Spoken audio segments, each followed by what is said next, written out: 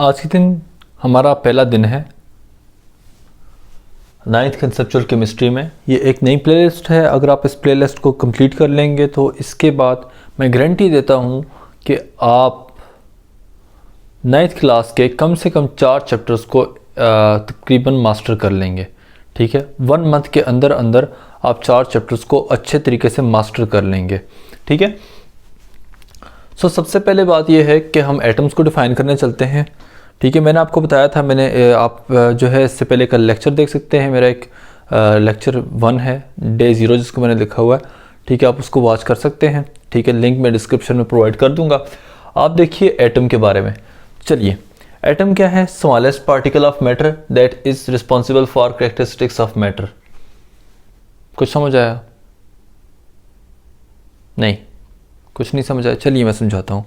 देखिए, अगर आपके पास कोई भी चीज़ है, जैसे मेरे पास ये डस्टर है, फॉर एग्जांपल ये डस्टर है मेरे पास, और अगर आप इस डस्टर को देखिए तो मैं पूछता हूँ ये किस चीज़ से मिलकर बना हुआ है? आप कहोगे फैब्रिक से मिलकर बना हुआ है, एक कपड़ा है, लकड़ी है, वगैरह वगैरह। मैं पूछता हूँ लकड़ी किस चीज़ से मिलकर बनी है? आप कहोगे लकड़ी के छोटे छोटे रेशों से बनी हुई है, टिश्यू से बनी हुई है। मैं कहता हूँ वो टिश्यू किससे बने? आप कहेंगे सेल से बने हैं। मैं मज़ीद सवाल पूछूंगा वो किस से मिलकर बने हैं? आप कहोगे वो फ़लाँ चीज़ से मिलकर बने हैं। मैं कहूँगा फिर वो किस चीज़ से मिलकर बने? आप कहोगे वो फ़लाँ चीज़ से मिलकर बने हुए हैं। आखिर में आप कहोगे मालिक्यूल से बने। फिर उससे आखिर में आप लफ्ज़ इस्तेमाल करोगे कि वो जो सबसे छोटा ज़रा होगा, सबसे छोटा, ऐसा छोटा ज़रा जो कि मज़ीद इनडिविजिबल है, ठीक है, जो आगे तकसीम नहीं होता, उसको आप कह सकते हो एटम है। ठीक है, बेसिकली ये एक फ़लसफ़ा है। आपने एक बात सोचनी है कि एटम का कंसेप्ट जो जिस बंदे ने दिया था, ये 2000 साल पुराना कंसेप्ट है। और ये जितनी फ़िलासफ़ी मैंने अभी बयान की है, उसने इस फ़िलासफ़ी को जहन में रखा कि दुनिया की तमाम चीज़ें जो हैं वो छोटे छोटे पार्टिकल से मिलकर बनी हैं जो नाकाबिले तकसीम है।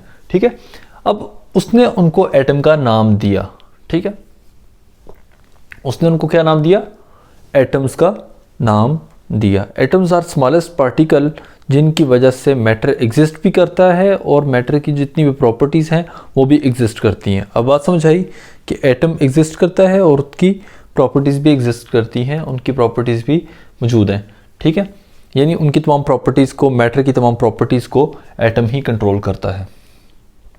अच्छा, मैंने एक बात की थी कि एटम जो है इनडिविजिबल है। ठीक है, अब ये पुराना कंसेप्ट था, एटम इंडिविजिबल है या नाकाबिले तकसीम है, ये बहुत पुरानी बात है। अब जो नई थ्योरी आई है 1901 में, जो थ्योरी दी गई थी, उसमें ये कहा गया था कि एटम जो है वो डिविजिबल हैं। ठीक है, 1901 से पहले पहले की थ्योरी है। तकरीबन 1887 के बाद ये इलेक्ट्रॉन और प्रोटॉन डिस्कवर हुए, एटम के सब एटॉमिक पार्टिकल्स डिस्कवर हुए। उन्होंने कहा है एटम के 2 हिस्से हैं। स्ट्रक्चर की बात करते हैं, एटम के 2 हिस्से हैं, एक न्यूक्लियस है और दूसरा ऑर्बिट है। ठीक है, न्यूक्लियस जो है वो न्यूट्रॉन से बना हुआ है और प्रोटॉन से बना होता है। न्यूट्रॉन्स और प्रोटॉन्स जो है बहुत हैवी होते हैं। ठीक है, न्यूट्रॉन्स और प्रोटॉन्स का जो वज़न है वो आपस में बराबर होता है। एक प्रोटॉन का वज़न एक न्यूट्रॉन के बराबर होता है। वज़न की बात कर रहा हूँ, मैथ की बात कर रहा हूँ। ठीक है, और प्रोटॉन पर पॉजिटिव चार्ज होता है। ठीक है, पॉजिटिव चार्ज होता है, ये मैंने प्लस लिखा हुआ है, और न्यूट्रॉन पर नो चार्ज, कोई चार्ज नहीं होता। ठीक है, अच्छा, ऑर्बिट जो है, ऑर्बिट क्या है? जैसे आपने अक्सर सुना होगा कि हमारी ज़मीन जो है एक ऑर्बिट में रिवॉल्व करती है, तो इसी तरीके से एटम के अंदर भी एक ऑर्बिट होता है जिसके गिर्द इलेक्ट्रॉन रिवॉल्व करते हैं, जिस ऑर्बिट में इलेक्ट्रॉन रिवॉल्व करते हैं। ऑर्बिट क्या है? Circular path around the nucleus in which an electron revolve, यानी जिसके अंदर एक इलेक्ट्रॉन रिवॉल्व करता है। आपने एक बात ध्यान में रखनी है, जब आप सूरज को देखते हैं तो आप ये देखते हैं कि सूरज जो है वो बहुत बड़ा है। सूरज वैसे छोटा होता है, दिखाई हमें छोटा देता है, मगर ये ज़मीन से 10 लाख गुना बड़ा है और ज़मीन बहुत छोटी है। ठीक है, इसी तरीके से जो एक इलेक्ट्रॉन होता है, जो आपके पास एक प्रोटॉन होता है, वो आपके पास 1814 इलेक्ट्रॉन्स के इक्वल होते हैं। यानी अगर 1840 इलेक्ट्रॉन, 1840 इलेक्ट्रॉन, 1840 इलेक्ट्रॉन्स एक तरफ हों और एक तरफ एक प्रोटॉन हो, तो उनका मैस आपस में इक्वल होगा, उनका वज़न आपस में इक्वल होगा। अच्छा, अब आगे हम ज़रा चलते हैं और हम देखते हैं कि एटम का स्ट्रक्चर जो है वो कैसा है। ठीक है, मैं एटम का स्ट्रक्चर ड्रॉ कर लेता हूँ यहाँ पे, और उसके बाद आपको समझ आ जाएगी कि एटम का स्ट्रक्चर, बेसिक स्ट्रक्चर जो है एटम का वो कैसा होता है। ठीक है, वन आपने सेंटर में न्यूक्लियस बना दिया, ठीक है, न्यूक्लियस जिसके अंदर आपके पास प्रोटॉन्स भी होंगे और न्यूट्रॉन्स भी होंगे, ठीक है। और ये जो है ये उसका पहला ऑर्बिट, ये इसका दूसरा ऑर्बिट। सॉरी यार मैं अंडे बना रहा हूँ यहाँ पे, मुझसे बिल्कुल गोल सर्कल नहीं बनता, तो आपको हंसी आती है तो हंसें, बिल्कुल बेशक हंसें। n इक्वल्स टू, सॉरी, ये पहला ऑर्बिट है, ये दूसरा ऑर्बिट है, और इसी तरीके से ये तीसरा ऑर्बिट बना रहा हूँ, और ये चौथा ऑर्बिट, और ये पांचवा ऑर्बिट, ठीक है, छठा ऑर्बिट और सातवां ऑर्बिट यहाँ पे बन जाएगा, ठीक है। सातवां ऑर्बिट जो है, चले मैं यहाँ पे बना लेता हूँ, ये सातवां ऑर्बिट, ठीक है, ठीक है। ये मैंने हाफ हाफ बनाया हुआ ताकि आपको समझ आ जाए कि ये वैसे सिर्फ आपने यहाँ पे फोकस करना है। ये पहला ऑर्बिट, ये दूसरा ऑर्बिट, ये तीसरा ऑर्बिट, चौथा ऑर्बिट, पांचवा, छठा, सातवां। अब इन ऑर्बिट्स के नाम क्या है? K, L, M orbit, N orbit, O, P और क्यू ऑर्बिट, ठीक है, सही।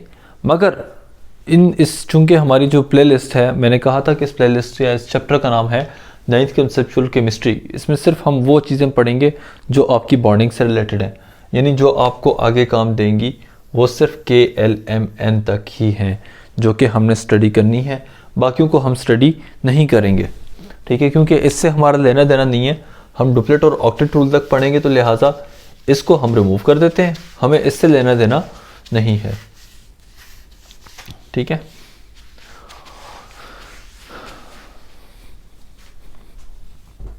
ठीक है, यानी आपने सिर्फ यहाँ तक पढ़ना है, फिलहाल यहाँ तक पढ़ना है, बाद में मैं इसको पूरे को कवर करवाऊंगा। जो जो आपकी बुक में मौजूद है इंशाल्लाह वो मैंने सारे करवाने हैं आपको, सिर्फ ये है कि उनको इस तरीके से लेके चलना है ताकि आप कंफ्यूज ना हो, ठीक है।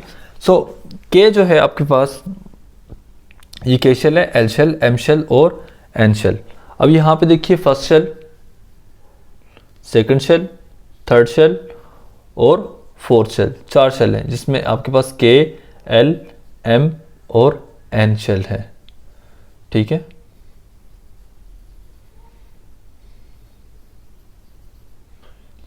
और ये शेल, ठीक है। पहले शेल में 2 आएंगे, दूसरे शेल में 8 इलेक्ट्रॉन, तीसरे शेल में 8 इलेक्ट्रॉन और चौथे शेल में 8 इलेक्ट्रॉन आएंगे, ठीक है। आपने ये जहन में रखना है कि पहले शेल में आपने 2 इलेक्ट्रॉन फिल करने हैं, दूसरे शेल में आपने 8 इलेक्ट्रॉन फिल करने हैं, तीसरे शेल में भी 8 इलेक्ट्रॉन होंगे और चौथे शेल में भी 8 इलेक्ट्रॉन होंगे। यानी कोई भी एटम है उसमें मैक्सिमम नंबर ऑफ जो इलेक्ट्रॉन्स आपने भरने हैं। वैसे तो आप सोच रहे होंगे कि शायद मैं आपको गलत पढ़ा रहा हूँ, जिन लोगों ने एडवांस में पढ़ा होगा उन्होंने ये भी देखा होगा यहाँ पे हम 18 इलेक्ट्रॉन्स होते हैं और यहाँ पे हम 32 इलेक्ट्रॉन्स होते हैं, but don't confuse with that thing, वो हम अप्लाई नहीं करते। 18 इलेक्ट्रॉन हमने पढ़ा है मगर हम अप्लाई नहीं करते। हमने 32 इलेक्ट्रॉन्स वाला पढ़ा भी होगा, आपने सेकंड चैप्टर में अपने पढ़ा भी होगा, मगर वो हम अप्लाई नहीं करते। अप्लाई हम क्या करेंगे? 2 8 8 8 यानी 2 8 8। आप आसानी के लिए याद कर लें 2 8 8 रूल, 2 8 8 यानी पहले शेल में 2, दूसरे शेल में 8, तीसरे शेल में 8 इलेक्ट्रॉन्स। मैक्सिमम कितने इलेक्ट्रॉन आएंगे? पहले शेल में 2, दूसरे में 8, तीसरे में 8 और फोर्थ में 8।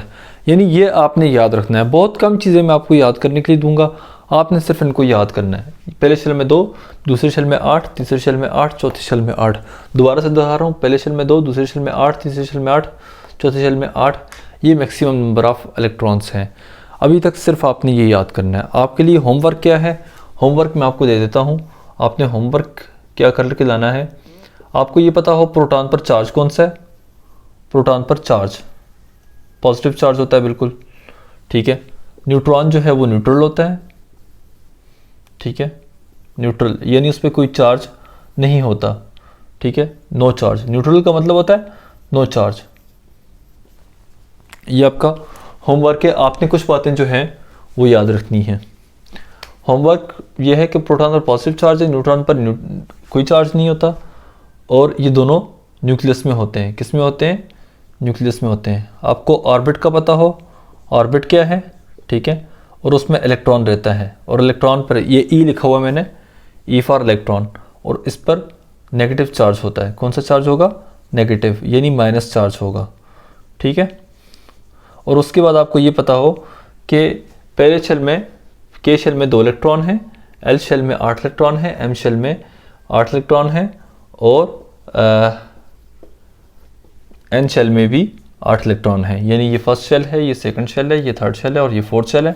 First K shell 2 electron 2, L shell 8 electron third shell, M shell 8 electron fourth shell, N shell है और इसमें 8 इलेक्ट्रॉन है। यानी सिर्फ आपने ये जो बातें मैंने यहाँ पे लिखी हुई हैं ये आपको याद होनी चाहिए। अगर ये आपको याद होंगी तो डे 2 लेक्चर, जो यहाँ पे मैं डे 2 लिखूँगा, डे 2 लेक्चर आपको समझने में आसानी होगी। ठीक है, सिर्फ थोड़ा थोड़ा काम हम करेंगे और इंशाल्लाह आप देखिएगा 30 डेज़ के अंदर आपकी जो केमिस्ट्री है वो इम्प्रूव हो जाएगी इंशाल्लाह।